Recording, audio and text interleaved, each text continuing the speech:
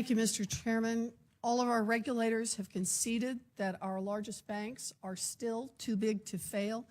Perhaps this is a time to note that a 21st century Glass-Steagall would reduce both the size of the financial institutions, so there wouldn't be so many that are too big, and reduce the risk by separating their banking activities and help us bring too big to fail under control. I don't think we should be waiting longer to do this. But I also want to talk about another part where we've got you here, and that is in 2013 alone, J.P. Morgan spent nearly $17 billion to settle claims with the federal government, claims relating to its sale of fraudulent mortgage-backed securities, its illegal foreclosure practices like robo-signing, its manipulation of energy markets in California and the Midwest, and its handling of the disastrous London whale trade. And at the end of the year, J.P. Morgan gave its CEO, Jamie Dimon, a 75% raise, bringing his total compensation to $20 million. Now, you might think that presiding over activities that resulted in $17 billion in payouts for illegal conduct would hurt your case for a fat pay bump.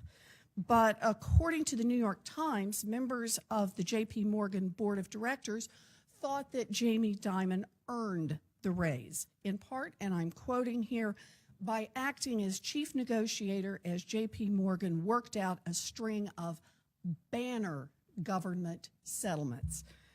I think this raises questions about whether our enforcement strategy is working or whether it's actually so bad that we're making it more likely for big banks to break the law. Neil Weinberg, the editor-in-chief of the American Banker magazine, said that in the current environment, quote, bank executives would be crazy to hold back. If they get caught, they can pay their way out of the problem with shareholders' money.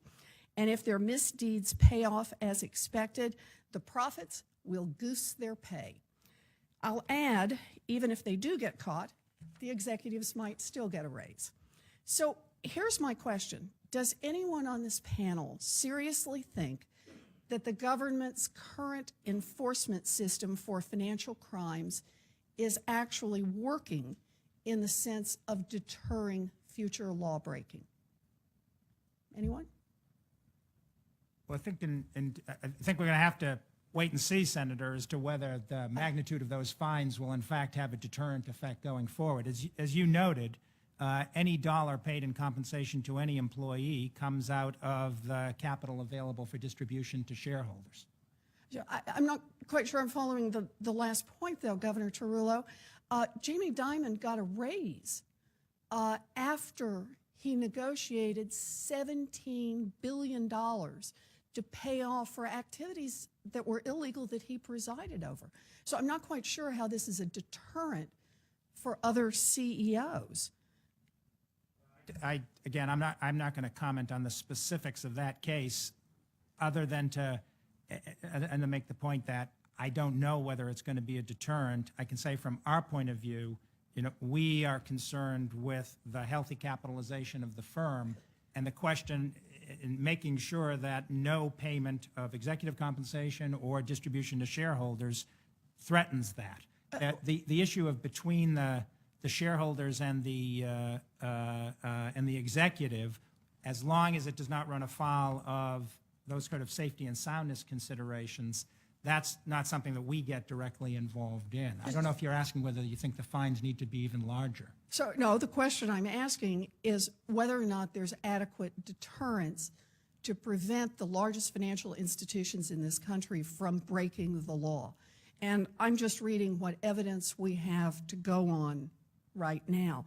In the criminal system, we try to defer future misconduct by sending people to jail. In the civil system, we try to deter future conduct, bad conduct, by having treble damages and other things that will be sufficient deterrence. But right now, if financial institutions can just settle their claims out of court and get a raise for settling them, then where's the deterrent? That's the part I'm having trouble understanding. Anyone? So Robert, I'll make one observation in the context of the LIBOR settlements that the CFTC has engaged in. It's been brought to the attention of the agency that a lot of modifications of behavior have resulted as in the wake of those settlements and in the wake of those enforcement actions, which collected more than $1 billion for the taxpayer.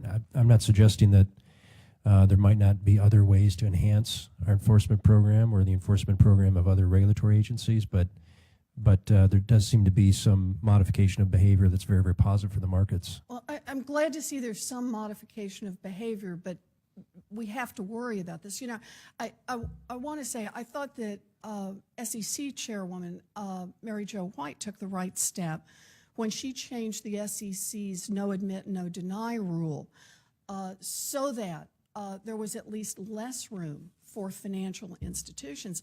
But, you know, I guess we can stop this now, but I think the public has little confidence in regulators' willingness to seek the kind of penalties that will actually deter future financial crimes. And I don't blame them. I know that many of your agencies have been starved for the financial resources that you need to be aggressive in your enforcement actions. I know it's tough to go up against a big financial institution that seems to have unlimited resources, but Jamie Dimon himself said on CNBC a couple of weeks ago that J.P. Morgan could never afford a public trial. He said, I'm quoting here, banks have a very tough time doing that. That would have been criminal for me to subject our company to. If Jamie Dimon sees that he could not go to trial, and it's totally up to him, this should enhance your leverage.